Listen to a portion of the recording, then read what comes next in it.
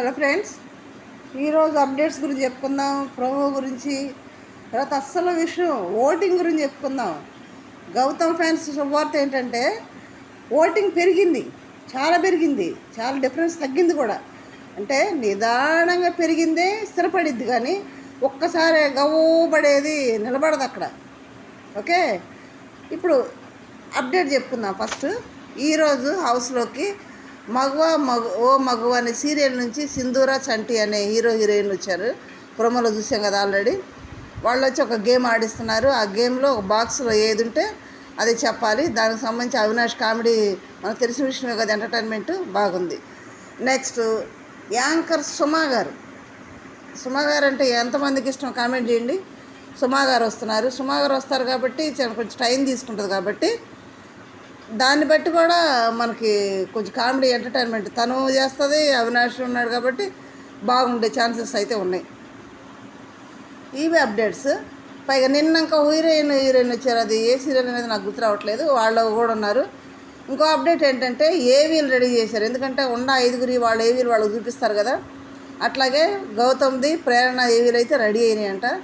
మరి ఈరోజు ఎపిసోడ్లో చూపిస్తారా, రేపు చూపిస్తారా? ఎందుకంటే సుమా గారు సీరియల్ నుంచి కూడా వస్తున్నారు కాబట్టి అది మనకు తెలియాలి. ఎప్పుడు చూపిస్తారనేది చూడాలి. ఓటింగ్ అయితే నిఖిల్, గౌతమ్, ప్రేరణ, నబీల్, అవినాష్లో తేడాలు వచ్చేసినాయి. స్థానాలు కూడా మారినాయి. ఎట్లా అంటే ఇప్పుడు కొంతమంది అవినాష్ ఉన్నాడు, లాస్ట్ నుంచి చూద్దాం మనం. అవినాష్కి ఓటింగ్ తగ్గింది. మనం ఇంతకు వీడియోలో చెప్పుకున్నాం. చివరికి వచ్చేటప్పటికి వీళ్ళు ప్రేరణ కానీ, నబీల్ కానీ, అవినాష్ కానీ, వీళ్ళకి సంబంధించిన వాళ్ళు కానీ, తర్వాత బయటికి వెళ్ళిన మన తెలుగు కంటెస్టెంట్లు కానీ, వాళ్ళు హౌస్లో ఉన్నంతసేపు వాళ్ళకేస్తారు. వాళ్ళ అభిమానం ఉంటుంది. వాళ్ళు బయటకు వచ్చినాక వాళ్ళు ఎటు కన్వర్ట్ అవుతారు? ఖచ్చితంగా మన తెలుగు వాడు ఎవరున్నారో చర్చ చేస్తారు.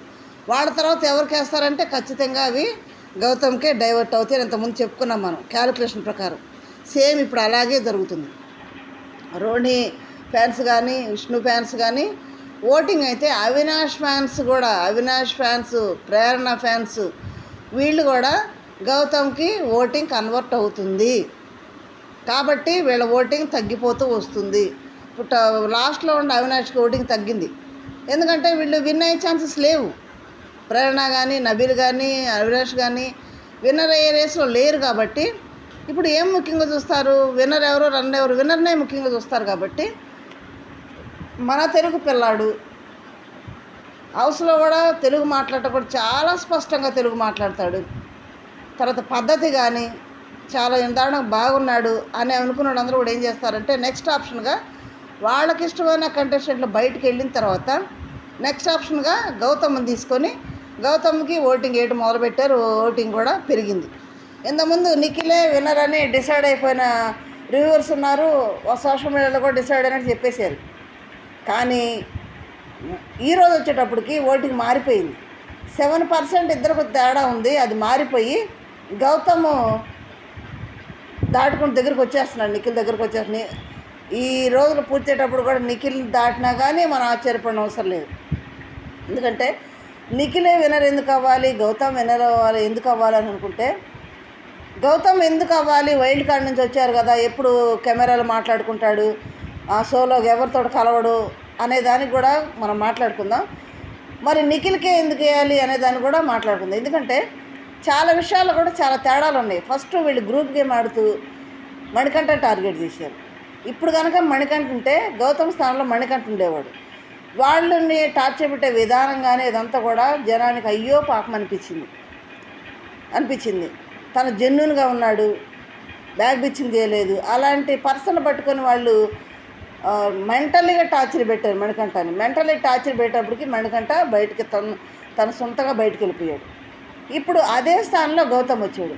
గౌతమ్ను కూడా సేమ్ ట్రీట్మెంట్, మణికంఠకి ఏ ట్రీట్మెంట్ అయితే ఇచ్చారో వాళ్ళు గ్రూప్ గేమ్ ఆడుతూ మెంటల్గా టార్చర్ చేస్తూ గౌతమ్ కూడా సేమ్ ట్రీట్మెంట్ ఇచ్చారు. అలాగే ఇప్పుడు మణికంఠ వెళ్ళిపోయారు. మణికంఠ ఫ్యాన్స్ అందరూ ఇంకో పర్సన్ ఎవరెవరు ఎత్తుకుంటారు కదా, ఈ సమయంలో గౌతమ్ తగిలాడు. ఎందుకు? వాళ్ళు ఎవరైతే టార్గెట్ చేస్తారో వాళ్ళని వాళ్ళు ఓన్ చేసుకుంటారు. అరే మణికంఠ టార్గెట్ చేసి పంపించేసారు, మరి గౌతమ్ మొదలుపెట్టారని మణికంఠ కేసే ఫ్యాన్స్ అంతా కూడా గౌతమ్కి మరలటం అయిపోయింది. గౌతమ్ని ఓన్ చేసుకొని గౌతమ్ కొట్టేయటం మొదలుపెట్టారు. డేంజర్ జోన్లోకి వచ్చిన గౌతమ్ వైల్డ్ కార్డ్ ఎంట్రీగా వచ్చి ఇప్పుడు హరితేజ ఫస్ట్ సీజన్లో టాప్లో ఉంది, రన్నర్గా మిగిలింది. అలాంటి హరితేజకి ఓటింగ్ లేకుండా బయటకు వెళ్ళిపోయింది. అంటే వైల్డ్ కార్డ్లో వచ్చే వాళ్ళకి ఈ రేంజ్లో ఓటింగ్ పట్టడానికి చాలా కష్టపడాలి. అదే గౌతమ్ కూడా వివరించింది అక్కడ. వాళ్ళు వైల్డ్ కార్డులకు వచ్చిన వాళ్ళని బయటకు పంపించేసేయాలి మాట్లాడుకుంటున్నారని ఒక పృథ్వీకి గౌతమ్ గొడవ జరిగిన సమయంలో వివరించి చెప్పాడు. వైల్డ్ కార్డులు వచ్చిన వాళ్ళు మేము నిరూపించుకోవడానికి చాలా కష్టపడాలి. ఆడియన్స్లోకి వెళ్ళి ఒక స్థానాన్ని ఏర్పాటు చేసుకోవాలంటే ఎంత కష్టపడాలో, ఎంత ఆడాలో, ఎంత వాళ్ళని మెప్పించాలో అనేది చాలా వివరంగా చెప్పాడు. వాళ్ళకి అర్థం కాదులే, మట్టి బొర్రలకు అర్థం కాదులే కానీ వివరంగా చెప్పాడు. అదే రీతిలో తను ప్రూవ్ చేసుకుంటూ గేమ్లు ఆడుకుంటూ తర్వాత ఎక్కడా కూడా గ్రూప్ గేమ్ ఆడకుండా, బ్యాక్ బిచ్చింగ్ చేయకుండా తనంటే సోలో బాయ్గా ఉంటూ తన ఆలోచనని నామినేషన్లో క్లియర్గా పెడుతూ పాయింట్ల వైజ్గా వాళ్ళని తప్పు చేసినప్పుడు క్వశ్చన్ చేస్తూ ఇవన్నీ చేస్తుంటే ఆడియన్స్ ఏమనుకుంటారు, అరే నిజమే కదా, తప్పు చేస్తే క్వశ్చన్ చేసి తప్పేంటి, ఆ విధంగా ఉంటే మళ్ళీ యష్మి వచ్చి మళ్ళీ ఇతను ట్రిగర్ చేసి మళ్ళీ అతన్ని ఇది చేసి నిఖిల్ వైపు వెళ్ళిపోవటం, ఇది కూడా ఒక ప్లస్ పాయింట్ అయింది గౌతమ్కి. మళ్ళీ అక్కడ నాగ్ సార్ కూడా గౌతమ్ షటప్ అంటాం కానీ మొన్న కూడా గౌతమ్ తిడతాం కానీ ఇవన్నీ కూడా గౌతమ్కే ప్లస్ అయింది. అంటే తిడుతున్నారు అనుకుంటున్నాను కానీ ప్లస్ అయింది. మరి కెమెరాల చుట్టూ మాట్లాడుకుంటాడు, ఆయన జనంతో మాట్లాడచ్చు అంటే కెమెరాలతో ఎవరితో మాట్లాడాలి? ఇప్పుడు ఫ్రెండ్ అని ఎవరికైనా చెప్పాడు అనుకో, ఏమని చెప్తారు, రేపు ఏదైనా నామినేషన్ చేయడానికి అరే ఫ్రెండ్ కదా అనే ఫీలింగ్ అంటే వస్తుంది. తర్వాత అరే నువ్వు ఆ టైంలో ఇది చెప్పావు కదా నాకు అని నామినేట్ చేస్తున్నా, ఈ గొడవలు వస్తాయి. దేనైనా గేమ్కి సెలెక్ట్ చేయకపోయినా కానీ ఫ్రెండ్ అంటావు, మళ్ళీ సెలెక్ట్ చేయవు, ఫ్రెండ్నే మోసం చేసేవాళ్ళు నామినేషన్లో పాయింట్లు అవుతాయి. ఈ తలనొప్పి ఎందుకు అనుకున్నాడేమో, అనుకొని వాళ్ళు ఏమన్నా ఫ్రెండ్స్గా చేసుకోలేదేమో, సోలోగా ఉన్నాడేమో. తన బాధ అంతా కూడా మొన్న నాగ్సరే ఉన్నాడు, బట్టలు మార్చేసుకోడు, అక్కడ పక్కన ఉన్న కెమెరాతో మాట్లాడతాడంటే కెమెరాతో మాట్లాడుకుంటాడు, ఏమన్నా మా ఎవరు మాట్లాడుకుంటాడు, తన ఇష్టం అది. తను మా కెమెరాతో మాట్లాడుకుంటాడా, గొడవలతో మాట్లాడుకుంటాడా, పైన చెట్లతో మాట్లాడుకుంటాడు, అది అతని ఇష్టం కదా. మాట్లాడుకునేది కూడా వాళ్ళే డిసైడ్ చేస్తారు, ఎవరితో మాట్లాడేది కూడా తన ఇష్టం వచ్చినట్టున్నాడు. ఇప్పుడు ఆడియన్స్ ఏం చూస్తారు, ఒక గేమే కాదు, గేమ్ ఆడిన వాళ్ళు కూడా విన్నర్స్ అయ్యారు. మీకు గుర్తుందా? అభిజిత్ ఏమన్నా గేమ్ ఆడాడా? అస్సలు ఎఫర్ట్ పెట్టాడా? సైలెంట్ కూర్చునేవాడు. అప్పుడు మేము అనుకునేవాడు ఏంది సైలెంట్ కూర్చుంటాడు, ఏం గేమ్ ఆడడం పెద్ద గొడవలు కూర్చుంటాడు అనేవాడు. మరి అటువంటి వ్యక్తి విన్నర్ అయ్యాడు కదా. అంటే ఒక గేమే కాదు, తన యాటిట్యూడ్, బాడీ లాంగ్వేజ్ కానీ, మాట తీరు కానీ, ఉండే విధానం కానీ, పద్ధతి కానీ, మాట్లాడే విధానం కానీ, ఎదుటివాడు గౌరవించే విధానం కానీ, బ్యాక్ బిచ్చింగ్ చేయకపోవడం కానీ, ఎవరి గురించి కూడా తప్పుగా మాట్లాడుకోవడం కానీ, ఇవన్నీ కూడా కన్సిడర్ చేస్తారు ఆడియన్స్. అవన్నీ చేసే మరి అభిజిత్ని వినన్న చేశారు. మరి అవన్నీ చూస్తారు కదా ఇప్పుడు ఆడియన్స్. ఇప్పుడు ఏమన్నా ఫెట్టింగ్ చేశాడు, ఏం చేయలేదు కదా. గ్రూప్ గేమ్ ఆడాడా, చేయలేదు కదా. ఏదైనా మాట తొందరపడంటే సడన్ సారీ చెప్పేసాడు అప్పుడే. అవన్నీ కూడా కన్సిడర్ చేస్తారు కాబట్టి ఇక్కడ గౌతమ్కి ఓటేయమని కూడా అడిగే హక్కు గౌతమ్కి ఉంది కూడా. ఎందుకంటే ఓటింగ్ అప్పీల్ ఛాన్స్ కూడా రాలేదు. మరి గౌతమ్ ఓటేయొద్దా ఈ లెక్కలో? మరి నిఖిల్కి ఉందంటే ఒకటి సీరియల్ ఫ్యాన్స్ తోటి వేసే ఓటింగ్ వేరు, అభిమానంతో వేసే ఓటింగ్ వేరు, పిఆర్లతో వేయించే ఓటింగ్ వేరు కదా. అభిమానంతో వేసే ఓట్లే విన్నన్న చేస్తాయి. ఇప్పుడు బయట ఏ ఓటింగ్ చూసినా, ఎక్కడ చూసినా నిఖిల్ టాప్ అన్న కొంతమంది వెబ్సైట్లలో మాత్రం గౌతమ్ టాప్లో ఉన్నారు. ఇలా ఇప్పుడు అభిమానులు ఉంటారు, నిఖిల్ ఫ్యాన్స్ ఉంటారు, నిఖిల్నే ఫస్ట్ పెట్టుకుంటారు, గౌతమ్ పెడతారా? పెట్టుకోరు కదా. గౌతమ్ ఫ్యాన్స్ ఉన్నారు, గౌతమ్నే ఫస్ట్ పెట్టుకుంటారు, నిఖిల్ని పెట్టుకోరు కదా. అట్లా కూడా ఓటింగ్ పోల్లో మనకు కనిపిస్తూ ఉంది. అలాగని మా గౌతమ్ టాప్లో ఉన్నాడు కదా రిలాక్స్ అవ్వద్దు. టాప్లో ఉన్నాడు కదా ఇంక ఇబ్బంది లేదు, మా వాడు గెలిచిపోతాడులే, మా తెలుగుడు గెలిచినట్టే మా తెలుగుడు గెలిస్తే మనం గెలిచినట్టే అనే ఆలోచన మాత్రం ఎవరు పెట్టుకోవద్దు. ఎందుకంటే ఇదంతా కూడా అన్అఫిషియల్ ఓటింగ్. ఎవరు చెప్పినా కానీ అఫిషియల్లో ఏముందనేది ఎవరికి తెలియదు. ఇదంతా కూడా అన్అఫిషియల్ ఓటింగ్ కాబట్టి మీరు రిలాక్స్ అవ్వద్దు. ఇప్పుడు ఎట్లయితే అవినాష్ ఓటింగ్, ప్రేరణ ఓటింగ్లు ఎట్లయితే గౌతమ్కి డైవర్ట్ అయినాయో అట్లాగే మీరు కూడా కరెక్ట్గా ఆలోచించి మన తెలుగుడు గెలవాలి. ఎందుకంటే వాళ్ళు ఓపెన్గా పెట్టేస్తున్నారు, మన కన్నడ వాడు తెలుగోడు మీద తెలుగు బిగ్ బాస్లో వినరాబోతున్నాడని ఓపెన్గా పెడుతున్నారు వాళ్ళు. పెట్టినప్పుడు మన తెలుగోడు గురించి మన ఓపెన్గా చెప్పడానికి భయం ఉంది. మనం ఏమన్నా ఎక్కడి నుంచో వచ్చి వేరే రాష్ట్రం నుంచి వచ్చి ఎటు చేయట్లేదు కదా, ఓపెన్గా చెప్పుకుందాం. ఇప్పుడు నేను నాకు సార్ ఏం చెప్పించాడంటే, మన తెలుగు వాళ్ళందరూ మనల్ని ఆదరిస్తారు అని అంటే నిఖిల్ కూడా ఆదరించండి అని ఇండైరెక్ట్గా నాకు సార్ కూడా క్యాంపెయినింగ్ చేసినట్టుంది. అది దానికి నిఖిల్ కూడా నన్ను బాగా ఆదరించారనేమో ఆయన చెప్పటం అంటే కావాలని చెప్పించారు. అదేమన్నా నాకు అట్లా అనిపించింది. ఎందుకంటే బయట తెలుగు కన్నడ పోటీ జరుగుతుంది కాబట్టి ఈ విషయం మీద కావాలనే నిఖిల్ చేత చెప్పించి నాకు సార్ కూడా చెప్పాడో అనిపిస్తుంది. నాకైతే అది అలాగ అనిపించింది.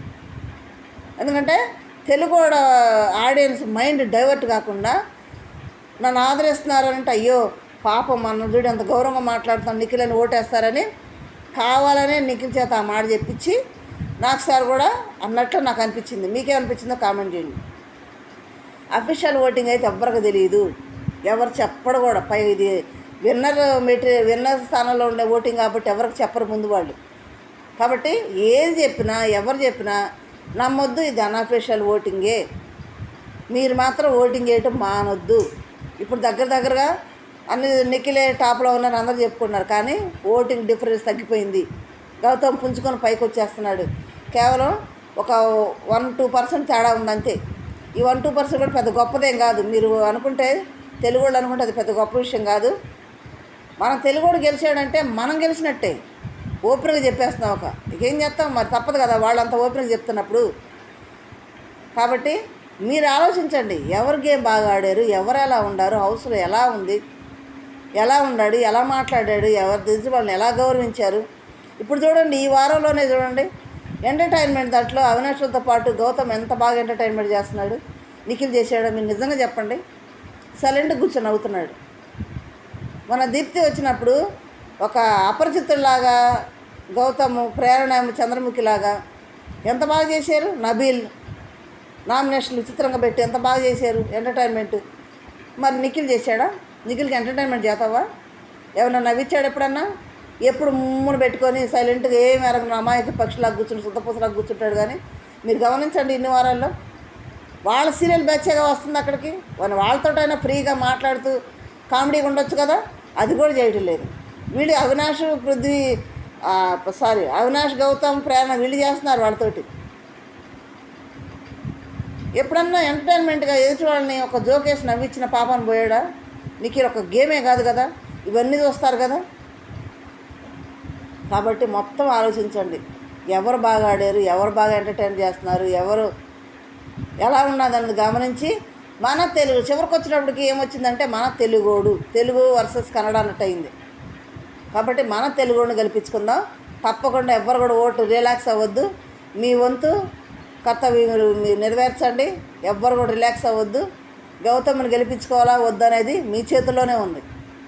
ఓకే, మరి మీరు ఎవరికి ఓటేస్తున్నారు, ఎవరు గెలవాలని ఓటేస్తున్నారో, మీరు ఎవరికేసినా సరే పాజిటివ్ అయినా నెగిటివ్ అయినా ఎవరికి ఓటేస్తున్నారో నా కామెంట్లో తెలియజేయండి. లైక్ చేసి, షేర్ చేసి, సబ్స్క్రైబ్ చేయండి. Thank you.